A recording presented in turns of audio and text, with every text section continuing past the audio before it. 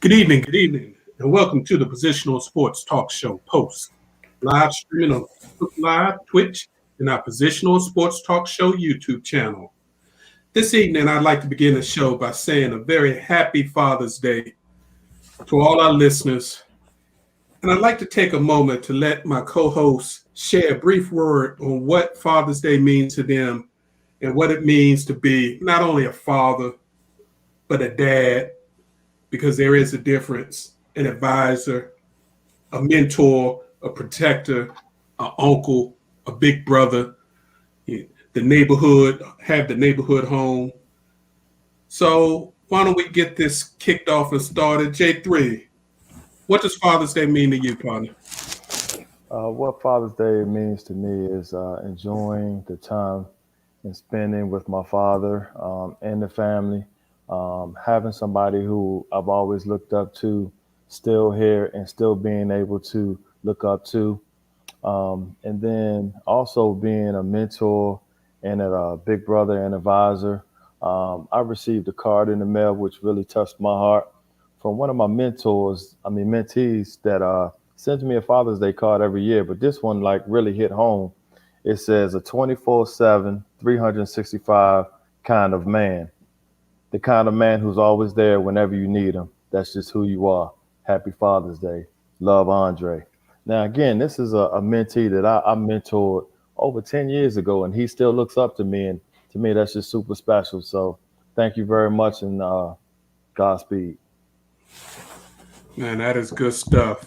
And as I've always told you, partner, even though you don't have biological children of your own, what you've done to help children in your life, be it your niece and nephew, your adopted nieces and nephews from your brothers and sisters from other mothers that you help take care of, and then the mentoring that you do for the community, by all means, you definitely deserve to be honored on Father's Day. So I appreciate all that you do. Keep up the good work. Thank you. I will. Won't let you down. Ed, talk to me, partner.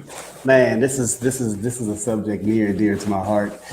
I never really considered myself. Obviously, I have a daughter, but I never one time ever considered myself a father. My daughter's never called me her father. I've never thought of myself as a father. I'm just daddy, and I've absolutely loved being a dad. Like, it never ends, but I do miss the part where she actually technically needs me. But I love being a dad. I embrace everything about it. And I enjoy being around people and knowing people that are actually dads too. I actually had the fortune of being around, not my biological dad this past Father's Day, but I was around somebody who I consider probably the epitome of what a dad is actually, all about and should be. And I was fortunate enough to be around him and help him celebrate and his family celebrate Father's Day. But again, I love Father's Day. I think we go a little bit unnoticed and necessarily appreciated on the big scheme of things. But nothing can exist and nothing good comes out of dads that are either absent or non-existent, so to speak. So I really enjoy Father's Day. Not only this past Father's Day, but all Father's Day, whether we get hugs or not, cards or not, acknowledged or not. There's never a sale on Father's Day. There's never. Good point. Good point. There's never a Father's Day sale. But anyway, but again, I hope every father and daddy and all the adopted fathers and what have you. I hope everybody had a good day. Yeah, I appreciate that, brother. I was privileged to meet you with my wife. Man, we going on 7 years now? It's 7, 8 years? It's been a minute. Yeah, it doesn't seem like that. Our kids were in undergrad. Right. Because for those that don't know, they went to undergrad at the same time on the same scholarship and never knew each other. At the University of Alabama. At the University of Alabama. So that was kind of unique. Yeah. So, but to see your bond with you and your daughter, it really warms my heart, and I really appreciate all the things that you do without exposing any things. But the times you get on the road to make sure your baby girl is taken care of is impressive, partner. So my hat's off to you. And not only am I happy to have you as a friend and a partner in this podcast business, but also to see you doing what you do as a father. So I appreciate you, my brother. Thank you. I appreciate that. Becoming a father for me was the biggest change in my life. If people know me, who really know me well, will tell you that I tell them that my greatest accomplishment was rearing my daughter, my baby girl. She is the biggest pride I could ever have. To see the woman she's become and the woman she's continued to become is just so impressive. And I'm proud to be a girl dad, happy to be a girl dad. It also enlightened me about, what a real dad is. Almost anybody can be a father. To be a dad takes commitment. It's not just financial commitment. It's commitment with time, commitment with your heart, and make sure you put them first. So to all the people who may not have been the biological father, but do all the work as the dad, again, my hat's off to you. I want to give a special shout out to our other partners in crime, Professor J. Happy Father's Day, brother. We appreciate all that you do for the show. Appreciate the strong Christian man that you present for not only your children, but for everybody else and all the youth that you mentor and teach. And then another special Happy Father's Day to our man, Jay Wills, who may be joining us later. Jay Wills got the double this year. Not only did he celebrate Father's Day, but he celebrated his birthday on the same day. So his first official Father's Day and his birthday on the same day. So hats off to Jay Wills. And again, to all the fathers out there, we appreciate you. And last but not least, to the moms that had to do both roles, much respect. Absolutely. No doubt. So this evening, we're going to get back into sports. We're going to hit the NBA playoffs. Going to do a little NHL playoffs. Got to talk about the boxing past week. I don't know about y'all, man. I was on my couch Saturday, man. Woo-wee! I probably watched 8 hours of boxing. Yeah, it was some good stuff. Some other topics that caught our attention, and our post takes and our final post of the evening. So as always, we appreciate you tuning in. So sit back, relax, enjoy Post on the Positional Sports Talk Show channel. So fellas, when we left last week, we thought that the Brooklyn Nets and the Milwaukee Bucks, we didn't know which way that was going to go. Kyrie had just got injured. We didn't know if Harden was going to come back. It was 2-2. And your boy KD went off in Game 5. I mean, he went flat off. 49, 17 rebounds, 10 assists. Oh, my. But it was only 114-108. No help. They got the victory, but KD had to put up 49 to get a W. No help. So what y'all think of Game 5? Or if you want to just go into Game 6 and Game 7, because Game 7 was, that's one for the record books. Real quick on KD's 48 eruption, 48.17 and 10 eruption, triple-double. See, I look. Come on, talk to us. That's what he's supposed to do. Ooh. You see what I'm saying? That's what he wants. That's what he wants. That's what he's been crying out for. When people seemingly disrespect him, and don't give him the credit and want to give all the shine to LeBron. When KD went to Golden State and created that monster that contributed to that monster out in Golden State. LeBron was putting up triple doubles, averaging 35, points a game as a solo artist, so to speak. Kyrie was once again this is one of his disappearing acts. We've seen that before, due to injury, or whatever the case may be. But, wasn't nobody crying about LeBron, saying, well, everybody was criticizing LeBron. Oh, well, this, that, and the third, not realizing that, he was pouring his heart out nightly, doing what Kevin Durant did this past few days ago. Right. So, yeah, he's supposed to do that. I mean, everyone wants to say he's the best in the world right now. Well, okay. Well, there you go. Prove it, huh?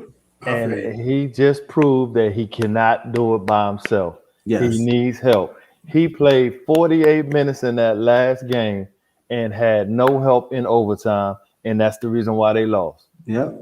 Plain and simple. Yep. I mean, he did everything like you just said, Ed, like he was supposed to do.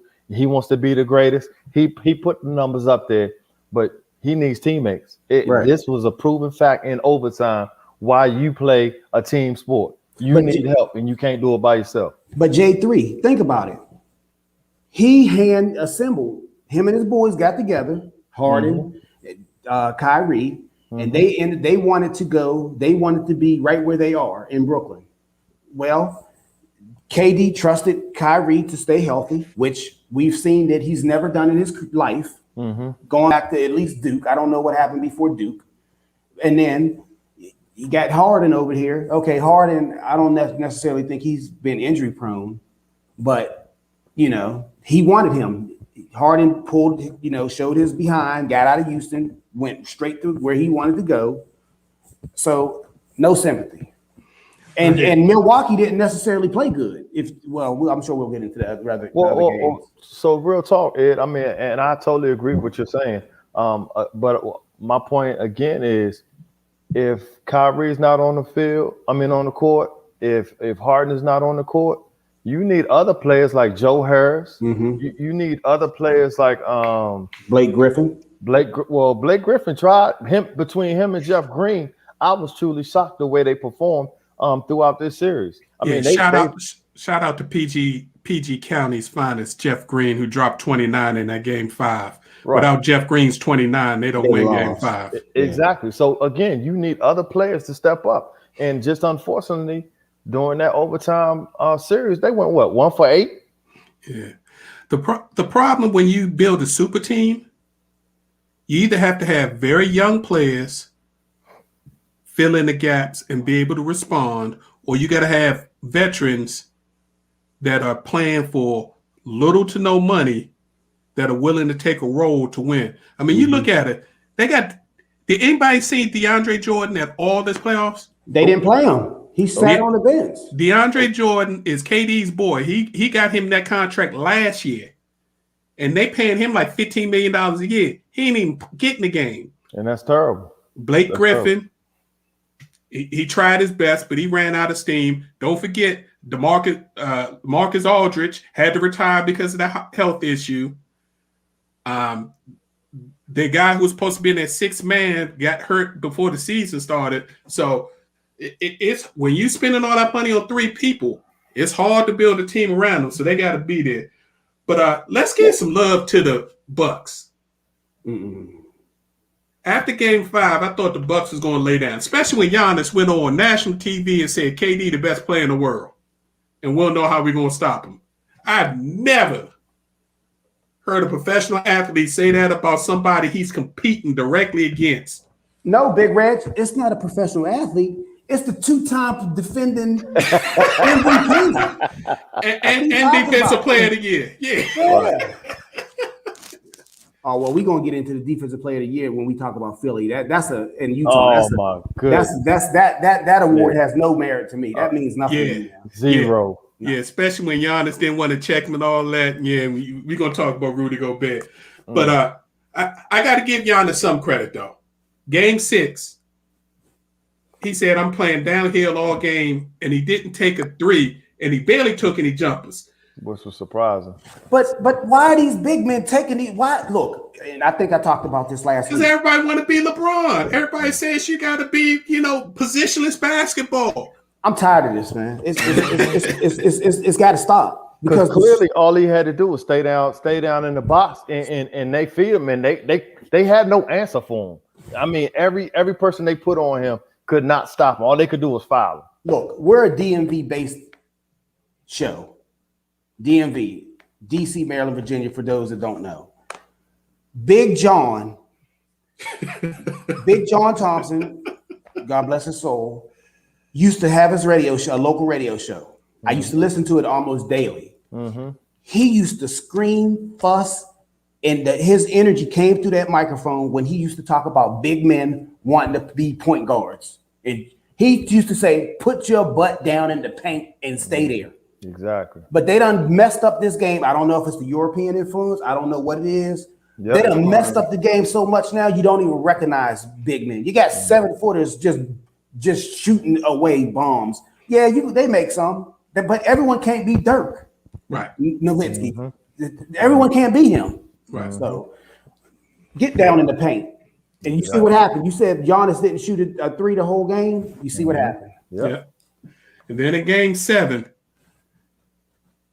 it came down to half a shoe size from the Nets going home. I mean, Kate, and to find out, did y'all hear the story? KD wears his basketball shoe a size bigger than his normal regular shoe because he likes to be comfortable. So if he just had his normal shoe, I think he wears a regular size 16, but his basketball shoes are 17s. So if he just wears the right shoe, they may be in the Eastern Conference Finals right now. I mean, yes and no. And again, bro, you can't win a game if you go 1 for 11 in overtime. But it never went to overtime. I understand. No, I understand that. I'm just saying, yeah, you're right. He made that shot, and if it wasn't for his shoe on the line, yeah, the game would have been over with. But let's just be real. It still was tied up in overtime. You had 5 minutes to still continue to play basketball, and nobody showed up. I mean, they was hitting bricks so hard. I thought I was about to get me a new fire pit. And that goes to show he found out a lesson that a lot of people don't realize.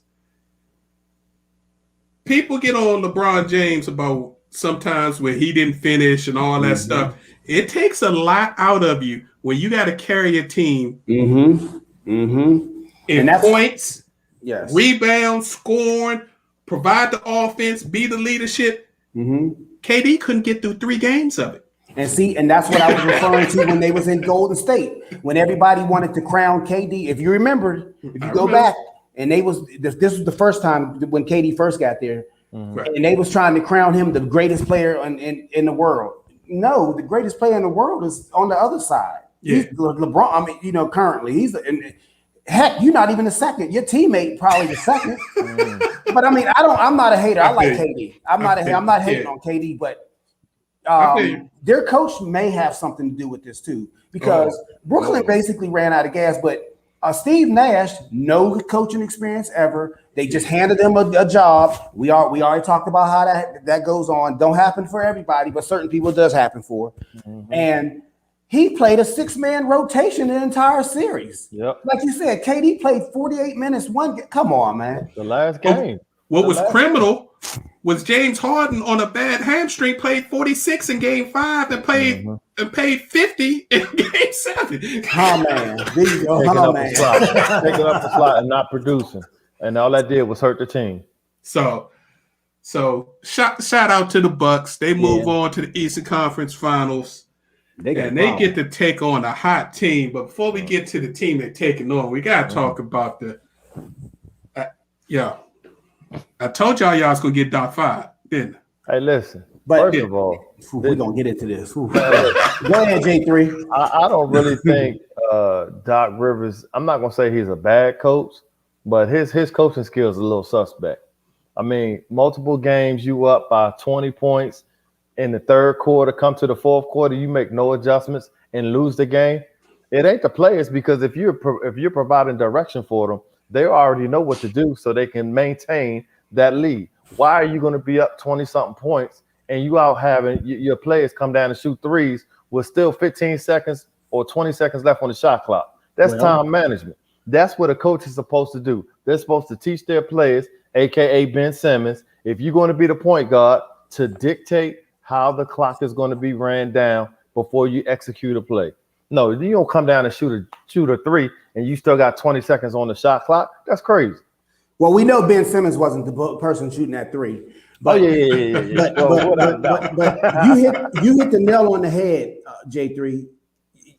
You were speaking. I thought I was talking. You was talking. The problem is, who is on any NBA team, who has the ball, who is the coach on the floor? Your point guard all day. Ben Simmons is flawed. I had to actually apologize this past weekend to a man that I got into not a heated discussion, but it was a spirited discussion about a year or so ago when they had, if you remember, when they was and I think we might have had this conversation on our show when they were talking about they may have to get rid of one of the two or Simmons, and I was a big Ben Simmons fan. I was like, no, you get rid of injury-prone Joel Embiid. Well, apparently, Joel Embiid, yeah, he is injury-prone. He played this series on one leg, but he at least has a heart. That was evident because I've had meniscus issues for a while now. And for that man to perform like he did on one leg, I don't care what type of medicine he has access to, it was impressive. Ben Simmons, they should have traded him 2 years ago because now they'd be lucky to get a future second round pick because he's horrible. And now they gave him that contract. He's basically untradeable. You got to trade him for another person with another huge contract that's in a situation that's not going to work. And two spots that I think could work for Ben Simmons. Ben Simmons has to be on a team that plays basketball that doesn't have a dominant big man and has shooters around him. Okay, give me them two teams. Portland, Ben Simmons. You trade him for McCullough. Well, who's gonna run point? Dame. Who's gonna run a point when? In Portland, Dame is the point. They can share the point, just like him and McCullough shared it sometimes. And you play Ben Simmons more of a point forward like Draymond, which is what he should be playing. Okay, I got you. He's a 4. He's a 0.4. Okay. I think the best fit is Golden State. And he actually could run the point in Golden State and let be two guard. Yeah, he could do that. Trade him, send back that one of the number one picks they have this year. Who? He can't get a number one pick for him? Or you just trying to dump his salary? You got to match salary for salary. You also got to send back the guy they got from Minnesota. Oh yeah, okay. Wiggins. Okay. So you send Wiggins and a number one pick for Ben Simmons. Ben Simmons is not the number 2 guy. He's not even number 3 guy. He's the number 5 guy. At 30 mil. That's right. They're already paying paying Wiggins 30-something million. That's true. You're right. They get rid of a high pick, so that's leverage for Philly to make that deal. And then Ben, all I need you to do is rebound, play defense. When you get the ball, go to the hole. Other than that, you got shooters all around you, and you ain't got to lead nothing. Okay, but there you go. You just said something that's a problem. You said something in there that you probably you probably didn't. You said play defense. This dude was supposed to. They was touting this dude as some defensive stopper. You let me know when he stopped somebody. Because he's probably on his way back to Australia for vacation right now. Oh, nah. They ain't letting him leave this country. That boy got to get in the gym, period. That's what they've been saying for the last 3 years, Big Reg. Yeah, that's what they've been saying, but he got exposed on national TV. When you don't take a fourth quarter shot in 5 of the 7 games you play in and only take 3 all series? Yeah. Yeah. But okay, let's give the flowers to the team that deserves the flowers. There you go. Atlanta Hawks. Wow. Ice Tray. Ice Tray. Ice Tray. But you know, Trae Young was nice, and he was by far the leader. There's no ifs, ands, and buts about it. Yes. But Trae Young, they also are a team. Yep, absolutely. He makes sure he gets everybody involved. I mean, what they get off with their forwards, with their alley-oops. Capella, Collins. Capella and Collins. And then, Kevin Huerter. Shout out to Maryland. I thought they was going to, bring charges against him the way he was abusing Seth Curry in Game 7. but hold on. But Big Reg, I said about Seth Curry, and look, Seth Curry, at least he'll take a shot, and at least he'll try. Because I'm not even gonna come down on Seth Curry, because Seth Curry is not. He's at best he's your 7th or 8th player on your team. He get a lot of his shine because of his brother and his father-in-law. Yeah, but real talk though, think about this, Ed. If it wasn't for Seth Curry, they wouldn't even have been in the 5th game or the 6th game. That's true. Because he dropped 30 in both of those games. Seth Curry is your quintessential. I'm the number 4 or 5 guy. My job is to put in buckets. Y'all do everything. My job is to stand out here on the perimeter and put in buckets. Yes. And he's going to be in the NBA till he's 37 to 38 because he always going to have that stroke. And he can shoot. Break glass when needed. Queen. And that's exactly what they did. Because, man, he was at one point, he was like, 6 for 6 and 3? Yeah. He was doing it. And even Tyrese Maxey came off the bench for the 76ers and did some things, which even proves more point they can let Ben go. Because they got some young guys that are ready to play. They will shoot. Yeah. That will shoot. And can that make they can put in the situation.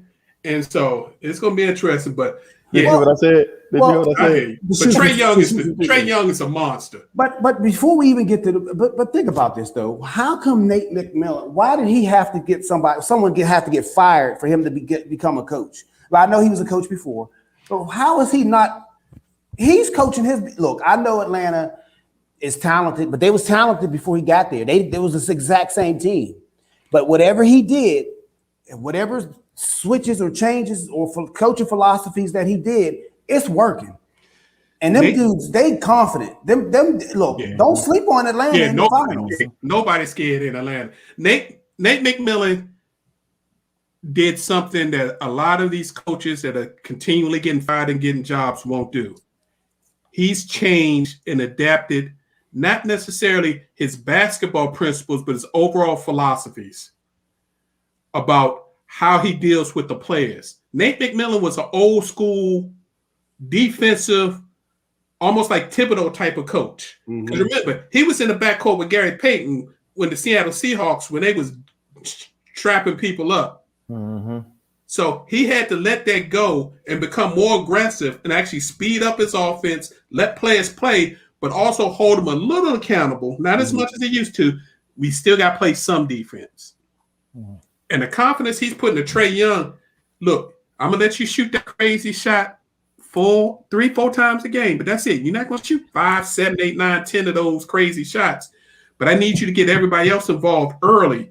You keep them involved, we can stay in games. So, yeah, hats off. So the Eastern Conference Final, Bucks versus Hawks. Game 1 is Wednesday. Early predictions. Man, I'm not going against Atlanta. Even they might lose, I'm not going against them. So here's my thing, and we talked about this a few minutes ago. It all depends on what Giannis does. If he stays down low, they have no answer for Giannis. Well, that's true. At all. I mean, Clint Capella, you don't think Capella could at least check him? Clint Capella weigh about $150 wet, bro. Giannis is standing at 300 pounds and 7'4". Man, no, not at all. Well, yeah, shout out to Mac. I agree with you, Mac. Ben got the yips, and Ben got to get out of Philly in order for him to fix that. Go ahead, Ed. Oh no, we were just commenting on. Do you think like a combination of Capella and Collins could at least slow or at least put some resistance towards Giannis? I don't think they have to even slow Giannis down. They gotta slow down. Don't say Middleton. Hey, you gotta give him his props, bro. He showed up in Game 6 and Game 7. He carried him Game 6 and showed up in Game 7. You're killing me. You're killing me, Big Red. You're killing me. This is what he did, though. I'm gonna tell you what made the difference for Middleton was the fact that he started shooting mid-range shots instead of three-pointers. And when he did that, you saw his numbers just continue to increase. So it wasn't his long ball that kept him in the game or improved. It was his short-range jumpers that made the difference. Well, yeah, okay. I can see this. A lot of people think the Bucks gonna win this in 4 or 5. I don't see that. No. I think the minimum this is going to 6. But I think this is going to Game 7. And if it goes to Game 7, all the pressure goes on to Milwaukee because they supposed to be there. Mm-hmm. 2 years ago. And I think Trae Young loves the pressure. So who's gonna stop Trae Young? Well, that's why they got my man, Holiday, isn't he? Yeah, that's supposed to be his job. But as people are finding out, staying in front of Trae Young is a problem. Yep. And if you double him and double off of him with a big man, you see the ball go over your head, and then you see them dunk. And the last thing you want them to do is start catching alley-oops, especially in Atlanta. That crowd goes crazy. So, but I still think that Atlanta, if you take Giannis off, take the Greek Freak off to Milwaukee, I like Atlanta's roster better than I like Milwaukee's roster. I agree. But Atlanta had a major injury. Their 2 guard or their 3 guard didn't play in Game 7. That's why Herder went off. I can't think. Bogan Bogdanovic. Oh, okay. He's dealing with a knee issue. I'm sure he'll probably play, but I don't think he's going to be right. But if y'all remember back in the beginning of the year, I said Milwaukee was going to win this year. You did. So I got to ride with them. But I ain't confident. They got to get it over in 6 because if it goes 7, they're going to have problems. It should be interesting. It should be real interesting. Oh, man, here we go with this. He brought up Ty Lue. Right. We ain't even there yet. So let's go ahead and talk about the Western Conference. Here we go. Utah was up 2-0 when last time we left. I think it was 2-1 last week. And man, no, it's 2-2. Game 5. I got to give him his props. Playoff P actually showed up. What? Say it ain't so. Paul George showed up Game 5. He dropped 37, 16, and 5. Say it ain't I will never okay, this now he had help because I think who won the game was actually Reggie Jackson and Marcus Morris. I will say that. But Marcus Morris dropped 25 and Reggie Jackson took over that game, running the point, controlling the game, controlling the tempo. But Paul George did do his thing. But if you watch that game, Utah lost the series more than the Clippers won it. And here's what I disagree. And there was 2 reasons why I'm saying this. I disagree. If Donovan Mitchell doesn't have a bad will, Utah wins that series. Well, Donovan Mitchell need to stop shooting, jacking up trays, just looking like garbage. Because he couldn't go to the hole. And then he got the green light. Well, when you say go on the hole, the Clippers was coming to the hole, and Rudy Gobert was looking like a fool. I thought Rudy Gobert. I thought he was the defensive player of the year. He's the current defensive player of the year, and but he's a multi-defensive player of the year 3 times.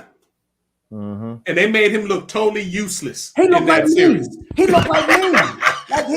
It was me being out. I was the center for Utah Jazz. Everybody. He wasn't there. He wasn't there at all. He looked he wasn't like there at all. Garbage. But again, the Clippers, their team won that game. It wasn't one player. It was the team because everyone stepped up that came out on that court. Even Patrick Beverly was D'ing up plays. But J3, you act like the Clippers are a talented team. Like on paper, like I said, on paper, if you go man to man, roster down to roster, the Clippers, they technically they should have wiped Utah off the floor. Yes. I mean, especially with them missing the players they were missing and having to hurt Donovan Mitchell. I agree with you totally. But then game 6, they finished the show.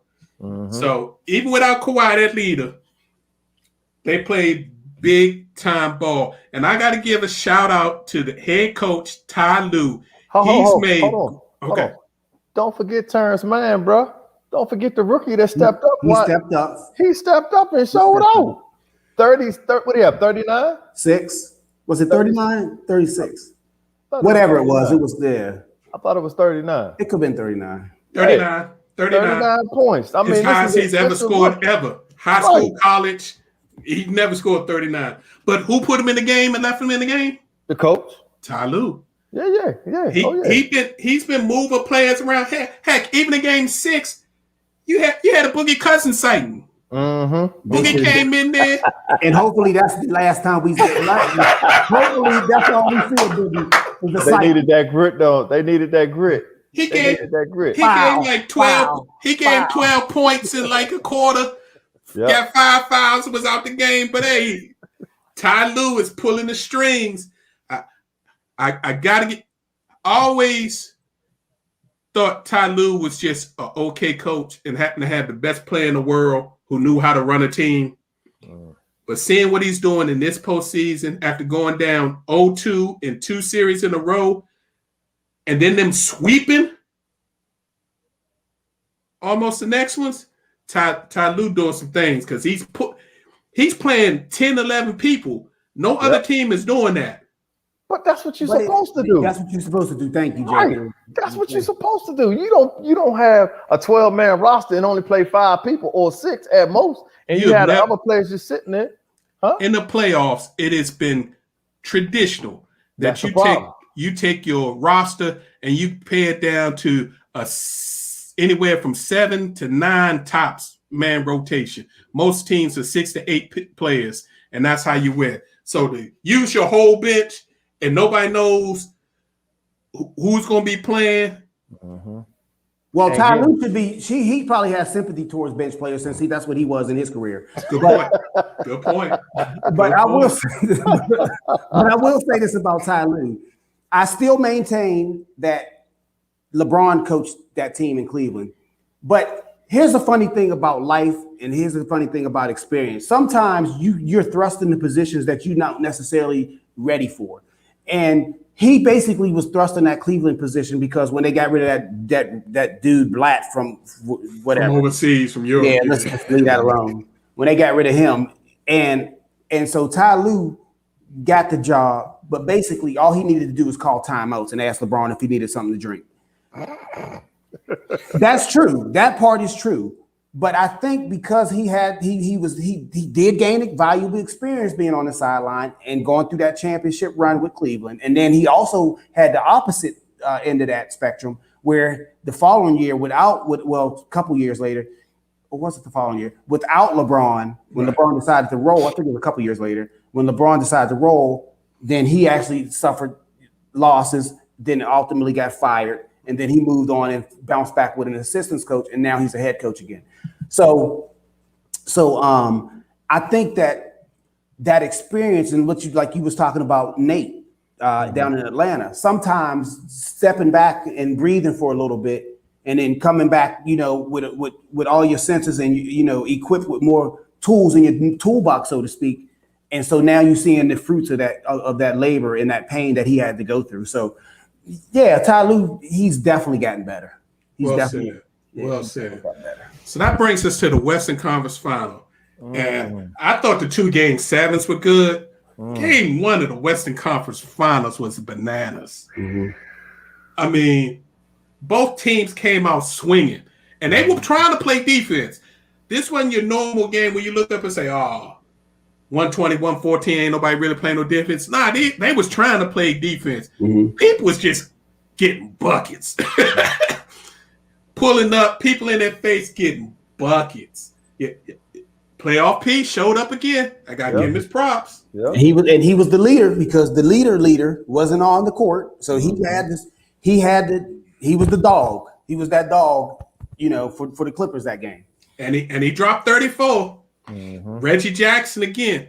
Reggie Jackson. He's nice. He's finally being able to prove the player he thought he was when he took that big contract to go to Detroit and then realized that Detroit was the morgue where players go to die. Man, I was talking to my brother-in-law on Sunday.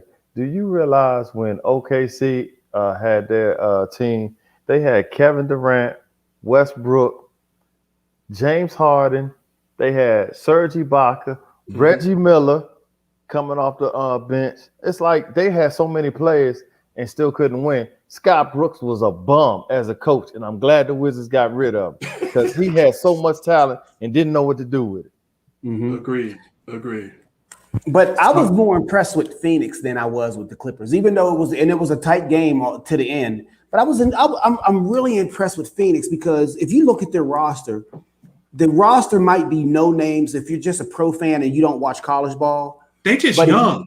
They got no names. They young. They got stars from college all over that roster. But they look young. Like if you physically watch the game, you're like, how are these kids playing against these grown men over here?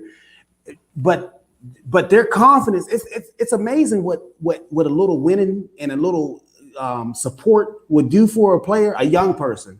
And the right leadership. And the right leadership. And I always say that it's like all these NBA players, particularly these high draft picks, they're all talented. Let's not kid ourselves. But player development and support is so important. And we see this all the time in football, in professional ranks, well, even college, but let's just say professional ranks. But we see it all the time. These stars come out of college, and you're like, what happened to them? Right. Well, you go to these organizations that are just not equipped to support and encourage and develop these players, and then they just go by the wayside, and they're either out of the league or they're just getting traded, or they're just on at the end of somebody's bench collecting a check. And Phoenix was well on their way to being in that situation with the stars they do have, and they hired the right man to coach the basketball team in Monty Williams. And that's an incredible story dating back to his college years. Yes, he's an incredible man, an incredible story. But they put him in position and then also they signed the point guard. No disrespect to no disrespect, but they brought CP3 in, and he's just levelized everything, calmed everybody down.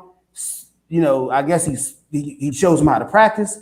He speaks to them, and even without him on the floor, their confidence level is right there where it needs to be because they're talented already. Yeah. Mm-hmm. And shout out to James Jones, former NBA champion, who's now the GM of the Phoenix Suns, who made all those moves. Mm-hmm. James Jones has done a fabulous job and was recognized for that this year by being voted the Executive of the Year. Because a small little move, bringing Jay Crowder onto that team to help CP3 with the leadership and also give them some toughness. But yeah, you're right. You got DeAndre Ayton. People was starting to talk about him as maybe a bust as a number one.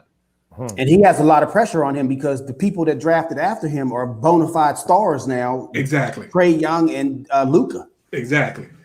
Miles Bridges. He didn't want to go to Phoenix. Remember, he's a Villanova dude. Mm-hmm. He got drafted by Philly and they traded him on draft night.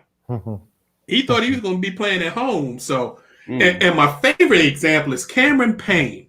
Cameron Payne is making money every game he plays. Cameron Payne was out of the league. He was over in China. Do y'all remember Cameron Payne was most known for in the NBA before this postseason? He was your boy Westbrook's dance partner in pre-games when they was in Oklahoma City together. Oh my! Remember them two used to be doing all the dancing, and people would come in and walk in and try to start fights. That's what he was known for. Now that man is balling. He's gonna be a free agent this summer. He gonna get paid. So, yeah. Hopefully he stays where he's at. But none of them can touch that man, Devin Booker. Devin Booker took his game to a whole new level. He is that man. And we knew that already. We knew that. I knew he could score. I didn't know he could do what he did in game one. Could run a team. The first half, you could see he was purposely making sure everybody else got involved. And then he didn't jump in and really jump off to the third quarter where he said, okay, we're getting stagnant. And he took over. But if you remember, Big Reg, when he was at Kentucky, he was playing two guard. Right. When he got to the NBA, Phoenix was forcing him to play point in the first couple of years he was there. So even though he wasn't a natural point, they had him running a lot of point. So when CP3 got there, obviously he was able to slide over to his natural position as full time as a shooting guard. And so, but in a pinch, he has that experience on the professional level to run point guard if needed. Mm-hmm. And to drop your first triple-double ever in your career in game one of the conference finals. Mm-hmm. Special. Real special. I didn't know that. I was watching it and I guess I missed the announcers. I don't know if they said it during the game, but yeah. Mm-hmm. So we've seen the Clippers go down 0-2 twice. We also have to deal with Kawhi Leonard. One of our commentators earlier said they need Kawhi Leonard back. I think we're going to find out after this series is over that Kawhi Leonard's got a torn knee ligament. But they're going to wait till the series is over before they announce it. They're going to keep saying, he's not going to make it the next game. He's not going to make it the next game. But you haven't heard any diagnosis about that knee, just that he's not available. That gets me concerned. The thing is, because if they announce anything, Kawhi will be mad and say, I'm leaving. That's what he did. That's what he did with San Antonio. You talking about my injuries publicly. And then we got to deal with the CP3 thing. CP3, they haven't said it, but he's had to have tested positive because if you listen to the announcement, they said he was put in protocol and was put in isolation. Too many State Farm commercials. He got exposed. He hanging out in downtown Scottsdale. Really doing no mask. With none. No mask.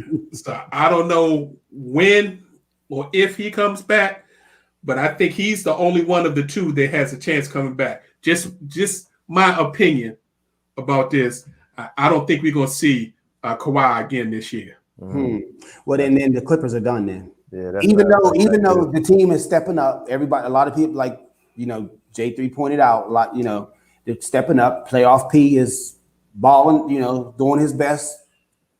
To do what he has to do. But without Kawhi, I can't see him taking it to the finish line. What? Why not? Nah, because they ain't built like that. Okay. Don't bite your words, Ed. I done bit my words so many times. It's just our position. Don't mean we're gonna be right all the time. Yeah, our position. There you go. we do have some educated analysis behind these positions, but we still could be wrong about it. All right, so I like Phoenix in 6. I think CP3 comes back, hopefully game 4. That would be past the 10-day isolation if he doesn't have any issues. And I think that boost alone will get them another couple of wins. And I see the Clippers winning tonight. And then the Suns getting game 3. Clippers in 7. Woo! It's going. They going hard, bro. This ain't gonna be no brush. Easy stroke for either team. It's definitely going 7. Marcus Morris is iffy with a knee, right? Mm-hmm. Okay. Just checking. And they got 10 other players on the roster. Here we go. That actually That's what they get paid for. Yeah, them other guys get them bumps out there. Yeah, damn right. Get your ass off that pine. All right, fellas, let's hit the NHL playoffs real quick. J3, you was right, bro. He was right. You was right. You was right on both counts. Mm-hmm. It was a little too early to get exciting. When we left The Islanders had won the first game. Tampa Bay been tapping that behind since then. They won the next two. Barely lost game 4. And what they did last night in game 5, 8-0. It was abuse. But it was over in the first quarter. Yeah, first period it was done. They should have waved the white flag, mercy rule. Y'all just get ready for the next game. Yeah, I can't see the Islanders winning 2 in a row against the way Tampa Bay Lightning is playing right now. But now again, on paper, Tampa has, I think their coach got him to this point. But at some point, the talent level, once you get deeper and deeper, obviously the coaching level is kind of probably even. But once that happens, now you're dealing with talent. And on paper, Tampa is more talented than the Islanders. Absolutely. They're the defending champions. Yeah. So it's not like, so good call, J3. Mm-hmm. It ain't over yet. It's over. It ain't over yet. I don't see how they can come back from. Well, it was the you final think it's score going? Was 8-0. You think it's get to game 7? J3, really? After getting embarrassed 8-0. I'm just saying, Lightning is gonna go ahead and take it from them. So Okay. That's all I'm saying. And then my pick, the Vegas Knights. I thought they was gonna run all over Montreal. Vegas got game 1. Montreal won game 2. It was a close game, 3-2. But did you see what your boy Fleury did in game 3? Did you see what he did in game 3? In the third period, they up 2-1. Game's almost over. And this fool trying to clear the puck from behind the net and literally throws it right in front of his own net, which he ain't in. Well, sometimes you make mistakes in life. I can't be a supporter of him last week and then this week and say, he lost the game. He probably did, but he's won more than he's lost for him. But I know that's not the conversation at hand. Something happened. Maybe I don't know. Maybe pressure. People deal with pressure different ways. But he's a champion. He's been a champion, and so I don't know what happened. It was just a mistake. I hear you. That mistake cost him game 4. They set us behind down, and that was a gritty, tough game. 1-1, back and forth, and then finally in overtime, Vegas scores in a crazy little shot where they got to change a possession real quick, got back, couple quick passes. So we 2-2 going into game 5 tonight. They go back to Vegas tonight. I still like Vegas to win this series. But the other big story in this series is COVID. After Canadians basically having no issues at all with COVID, they open up the borders for the conference finals. Head coach for Montreal gets COVID. Multiple employees and staff and a couple of players had to be put in isolation because they came in contact with people. So COVID has reared its ugly face again in sports and may be a factor in this series. Well, we all know it never went anywhere. It just people just got used to it. Yeah, just masked it up. That's all. Yeah. So I'm looking forward. That's all you gotta do. Yes, sir. That's it. That mask on. That's it. So game 5 tonight in Vegas, Montreal, and we got game 6, Tampa Bay Lightning, New York Islanders Wednesday. So, man, love some hockey. Should be a great finals. Let's talk the sweet signs. 3 cards, 3 legitimate. Let me say that again. Legitimate fight cards over the weekend. Started off early on the zone, dancing, depending on how you like to say it, with Jaime Maguire knocking out Camille Cementra 6th round. It's a middleweight fight. It's a good fight. But the fight before that, the co-main event, Gabriel Rosado had a knockout of the year candidate. If you get a chance, Google YouTube Rosada versus Melikizo. This guy's a Ukrainian, I believe it was. He's supposed to be the bully of the super middleweights. They literally nicknamed him the bully, and he was just from the beginning of the bell. He rushed Rosada and was like putting it on him, hit him to the body, hit him to the head. It was like, Rosada looked like he ain't gonna be. Rosada caught him with one of them classic. He threw a punch. Rosada stepped back, hit him with a left, put him to sleep. Night, night. One punch, hit a quitter. I mean, beautiful, beautiful. And I highly suggest anybody. It's only 2 rounds, so it ain't going to take you long to watch it. So, also on that fight card, former Olympian Marlon Esparza, U.S. Olympian, won her first world title. She won the 112-pound WBC flyweight title against Ibeth Zamora in a unanimous decision. It was a good back-and-forth fight. Looked good. Again, anytime we can support athletes doing big things their first time, we definitely want to put them on blast. Then we followed that up by the ESPN card. And man, oh man. If you had an opportunity, this was on regular network ESPN, so you ain't have to pay no money for it. Naomi Inoue, who is, depending on which ranking you look at, is ranked in the top 5, and some people's ranking top 3 of the pound for pound. This is a little 118-pound guy from Japan, and his nickname, the Monster, is well placed. This man knocked out his opponent, Michael Desmarius, in the 3rd round, and he finished him by body blows. Taking it to the body. Body blows. 118-pound fighter knocking people out with body blows. He hit him in the liver early in the 3rd round. I didn't think he was going to get up. Wow. He got back up. He softened him up on the left side so he can open that liver shot up again, hit him again. That was all she wrote. This dude is amazing.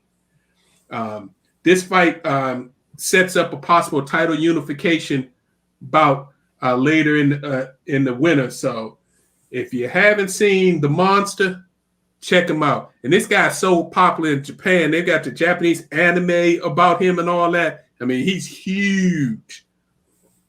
Also in that fight, Michaela Meyer, USA's own, retained her 130-pound junior lightweight title against Erica Ferris. Easy unanimous decision. She won on 6 points on 2 cards and 4 points on the other cards. And you put that in perspective for people. In order to win by 6 points, that means you had to win 8 rounds to 2, and then to win by 4, 7-3. So it was wipeout. Then I finished the night on Showtime. Showtime. Jamal Charlo, the older brother, by about 5 minutes. He won every round, and this was the toughest fight of his life.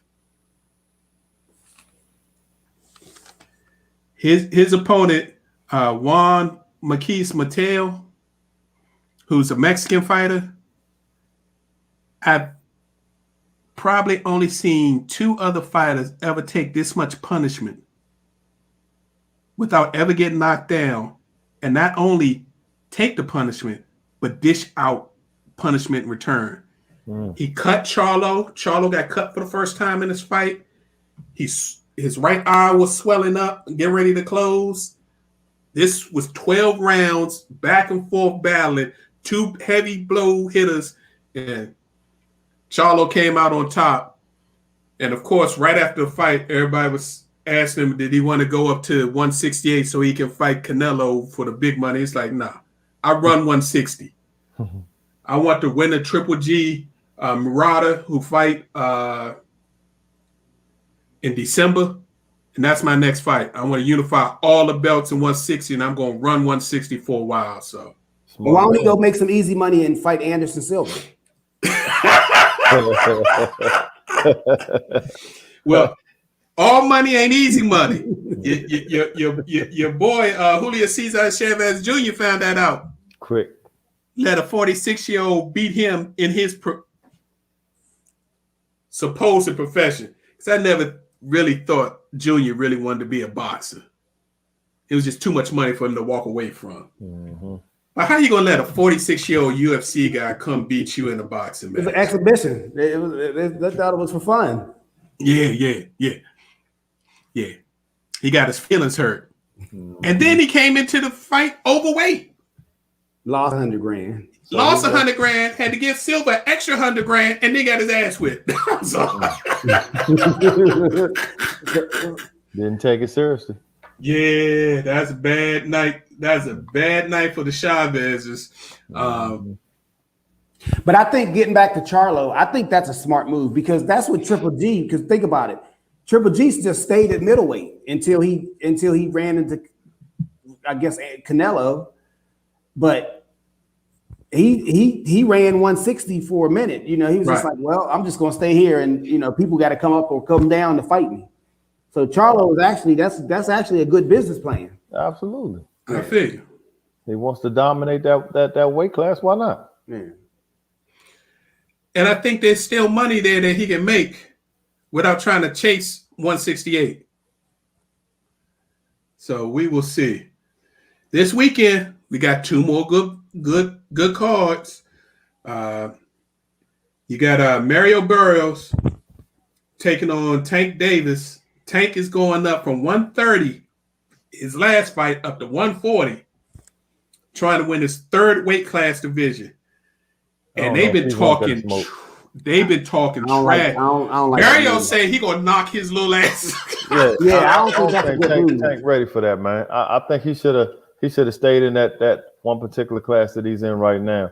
Going up another 10 pounds is not a good look for him. See, and I think Tank, because he's a shorter fighter, he's starting to get up with the bigger guys, and physically the bigger guys have like reach advantages and height advantages and things of that nature. But Tank's legit. But now you start to get into that, creep into that 140, and don't think about 147. Don't do that.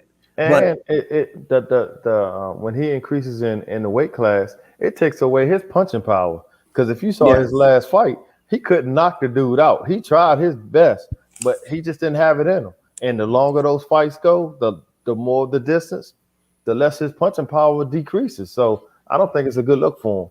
Yeah, I don't think so. He trying to, do the Floyd path. Floyd did the same thing. And these kids, they're not Floyd. Stop. Right. I hear you. Ain't been many Floyds in the history of boxing. Yeah, I think it's only been one legit Floyd, and that's Junior. Senior was okay. His brother was better than Senior. So the undercard on that, Erickson Lupson versus Jason Rosario is also going to be another banger at middleweight. So that should be good. And then on Showtime, your boy Lomachenko makes his return. He's fighting Nakatani, who's a good fighter. Nakatani actually took Teofimo Lopez 10 rounds. He's the only guy that Lopez didn't finish. So that should be another good fight. And then we get into the middle of July. We got some other big ones going on. But I'm rooting for Tank. Tank's, y'all know Tank's a Baltimore boy. He's a little hard-headed, definitely rough on the edges. But I'm hoping he come out of this in good fashion, because if he does, Tank will be probably the second biggest draw in boxing behind Canelo, because then he can fight from 130 to 140. We'll see. And there's some big fights in there. But he's not the best. He's just I said draw. Just right. I said draw. I was very clear on that. All right. Well, we got a couple other things that caught our attention this week, and then we're gonna think I'm going to be handling the post takes for the professor this evening. Knock those out, and then we'll get up out of here. In the NFL, we had two things that popped off that caught our attention. Yesterday, Carl Nassib, defensive end for the Las Vegas Raiders, became the first active NFL player to reveal he's gay. Shouldn't have to do that, but it's still a story, so we wanted to come bring that out to you. I think the more important story is it's time for the off-season police blotter. I don't know if y'all noticed, all the mini camps ended, and we're in that period between mini camp and actual training camp. Mm-hmm. You done had multiple players already arrested in a week, including Kansas City's defensive end Frank Clark. This fool got a Uzi. A Uzi? Yeah. Where you do that at? Yeah. And then right here in D.C., Vikings rookie defensive tackle Jalen Twyman Got shot up. in town visiting his aunt. Should have stayed in Pittsburgh. Mm-hmm. Gets shot 4 times. Mm-hmm. Luckily, they say they're all flesh wounds and nothing major, and he will recover. But, I mean, fellas, I know y'all like to enjoy the offseason and go back home and all that. Y'all are targets now. Yep. You get in the NFL. Yeah. It's just sad to see. It happens every year. U.S. Olympic track field trials are currently ongoing. I think gymnastics starts this weekend. If you're sports buff like me, the Olympics are fun. Looks like we're going to have the Olympics next month in Japan. They said they're going to let 50% capacity to locals to come in arenas so they're not empty. So give a shout out to the USA. They're doing their thing in track and field. Allison Felix made her 5th Olympic team. It's some great stories, so check it out. Sha'Carri Richardson. Oh, that was a wonderful story. Possibly to win be the first American to win 100 meters. And then to find out that she just found out that her biological mother died the week of the trials and was able to hold it together until the end. Yeah. And did you see that moment where she grabbed grandma at the end, ran up into the stands? Yeah, that was beautiful. I was referring to the race though. One of the races that she ran when she pointed. When she pointed. That's what I was impressed with. I think she would have ran a faster race if she wouldn't have pulled up. She pulled up like with 20 meters left. Yeah. Yeah, she had her Usain Bolt moment. Yeah. Yeah. I can't wait to see her against the Jamaican Queen. Yeah. Because that's going to be a monster race. That's going to be a monster race.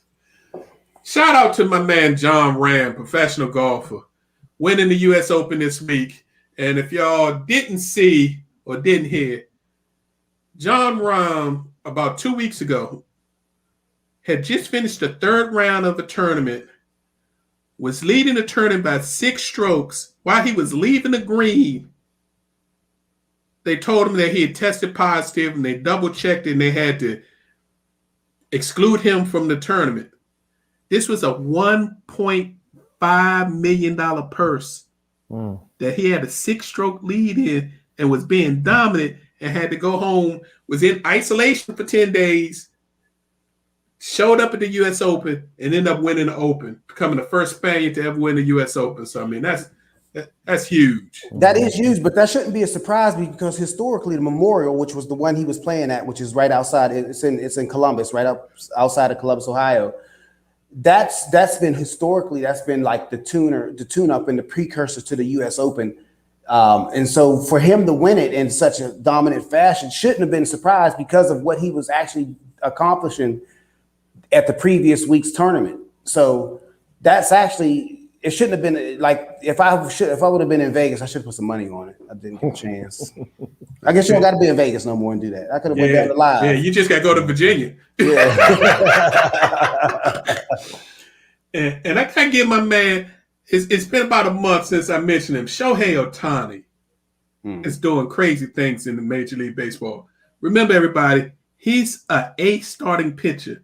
Right now, he's tied with Vlad Guerrero Jr., who's another monster, son of a Hall of Famer. with 23 home runs. Starting pitcher. Now, the debate is, would you let him continue pitching or would you just let him hit? Because he's valuable. I think he's more valuable as a hitter because there's more chance that he would break down. Because remember, he's already had Tommy John, which some people believe that's actually makes your arm stronger in the long run. Right. But I just think that he's too valuable, as his bat is too valuable to put him at risk pitching 98 miles per hour, 95 miles per hour fastballs. Depends on what the team needs. I mean, well, they need everything because they. So there you go. He gonna end up playing both positions. Oh, there you go. Okay. Because they need him. I think his Japanese team did it the best. They pitched him on Sundays only. Okay. And then he played. He DH'd the other games. Okay. And then they gave him off like a day before he pitched. So he wouldn't hit or pitch on Saturday. He only pitched Sundays. DH'd through Friday, off Saturday, pitched Sunday. But it's hard because he throwing gas and is. Mm-hmm.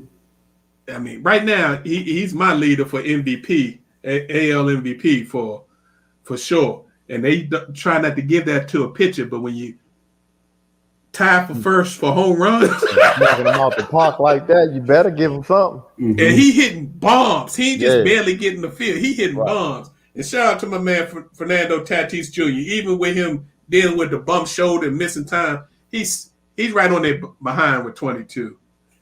Last but not least, we gotta mention sometime July, August, before start of training camp, we really gotta get into it.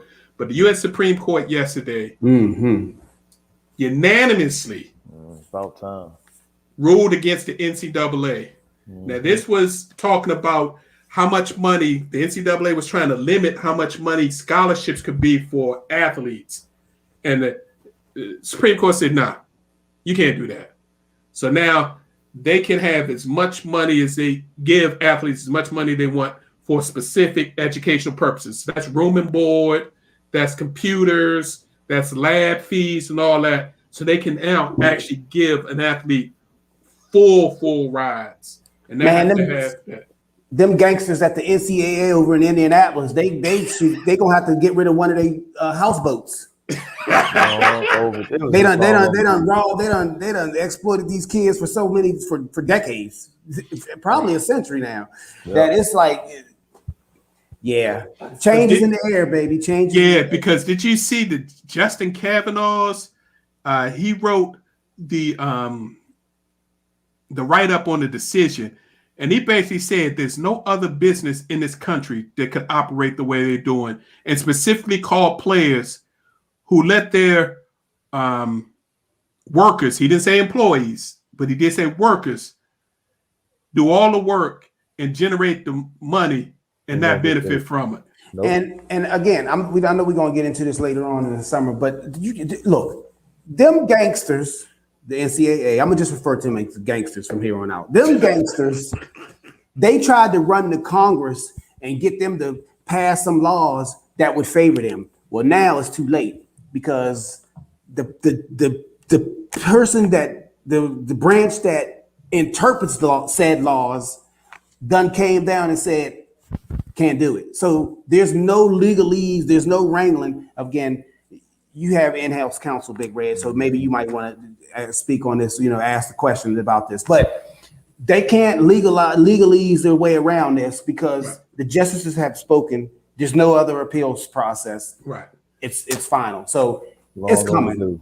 And then you got multiple states, laws going to effect for the name, image, and likeness. And the NCAA was trying to put together some national rule that was trying to limit.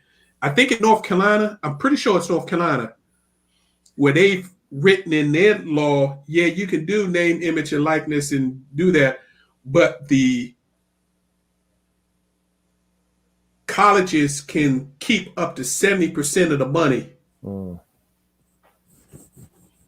put it in a pool and only give you like 30% of the money. So I think that's going to get shot down. Somebody's going to have to, go and challenge that. But with California, Florida, You know, Alabama going to be right after them. Yeah, they're all coming in. I think Georgia. In July, I think all these laws are going into effect. So that's going to basically finish the NCAA as we know it. And I think we're going to end up with some hybrid where you're going to have football have a czar and do their own thing. Major college basketball will have their own czar. And then I think Division II and under will still be under the NCAA. But even those players will be able to make some money.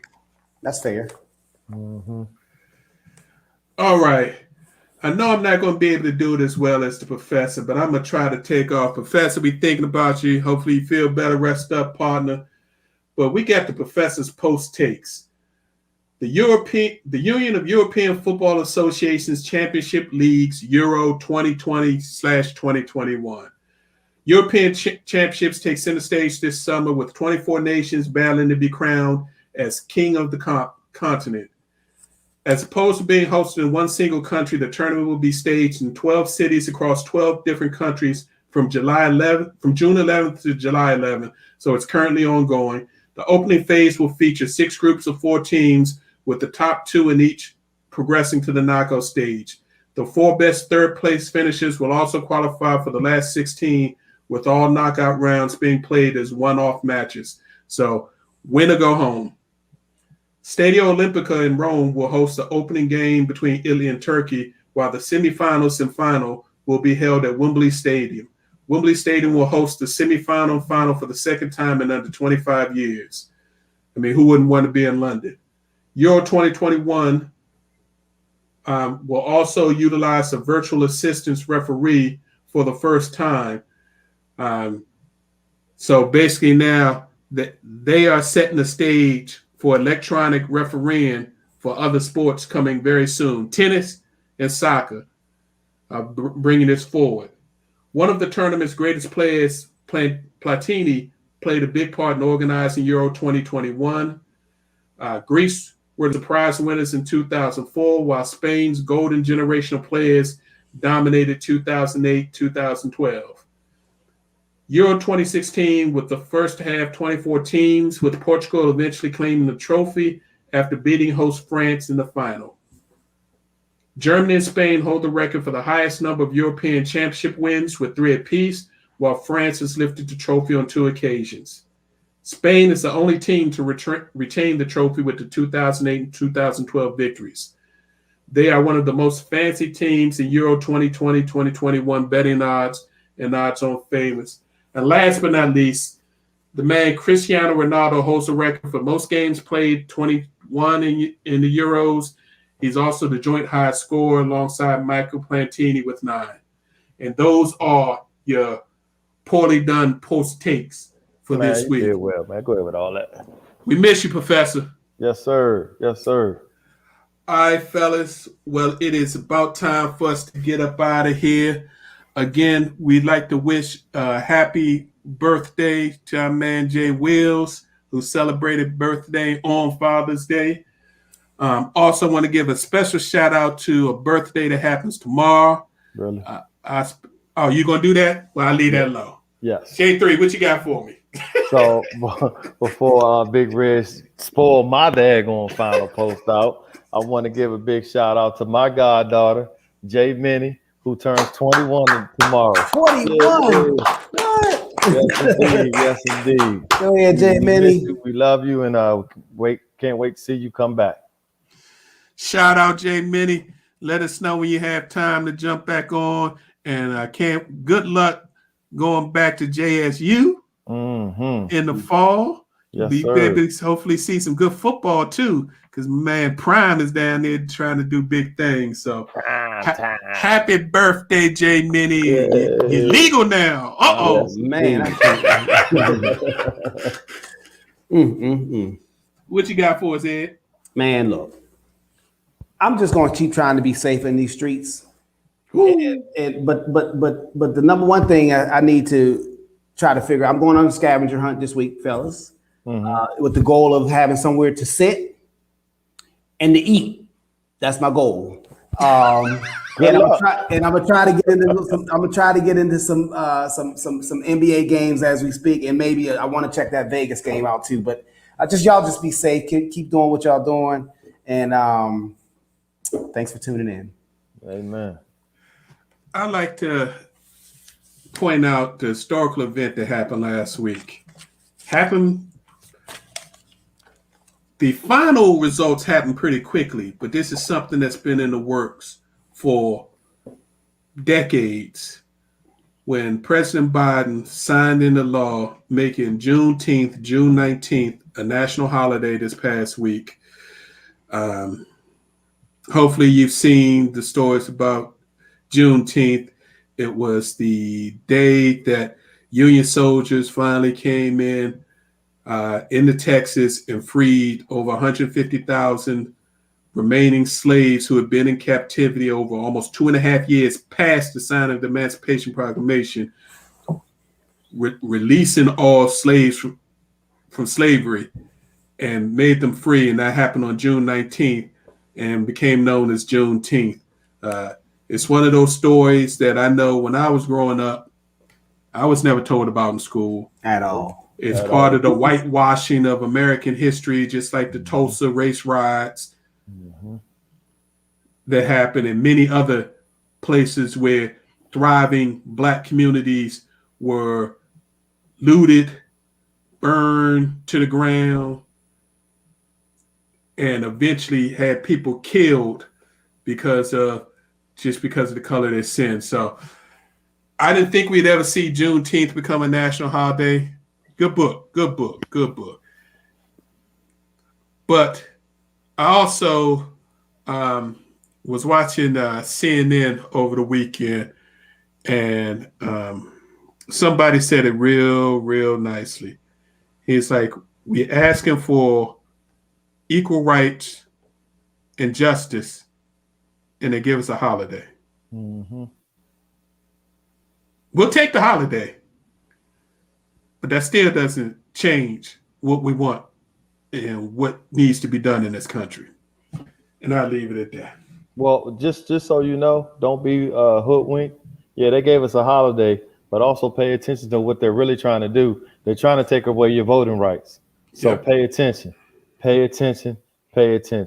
You have to vote. If you're not registered, go out and register so that you can vote in the next election. And don't wait till the last minute, because as J3 just said, in multiple states across this country, especially Republican legislator-led states, they are changing the voting registration laws as we speak, or have already changed them, making them more restrictive. So as things change, some people try to keep them the same, but we're moving forward, and that was a positive thing. So thank you to the Biden administration for making this happen, and special shout out to they call her the grandmother of Juneteenth, Opal Lee, who's 92, 93 years old, from Texas, who's been pushing to make this a federal holiday for decades. It's actually been a holiday in Texas since the 90s, I believe. So great stuff. As usual, we'd like to thank you all for tuning in and listening. We appreciate your time and opportunity to share our positions on sports with you. We're here each and every Tuesday, 7 p.m. Please join us next week for our next live show. If you can't catch us live, you have many options. You can check out the broadcast on our YouTube channel, Positions on Sports Talk Show, our Facebook page. If you like straight podcasts, go to Apple iTunes or wherever you get your podcast platform from. Google Positions on Sports Talk Show. We're there. We appreciate you. Look forward to hearing from you. We'll see you next Tuesday, 7 p.m. As Ed said, be safe in these streets because it's dangerous out there. Just because they say it's getting better, look deep into them numbers. People that aren't vaccinated are actually being exposed at a higher rate and getting sicker quicker. So be careful out there.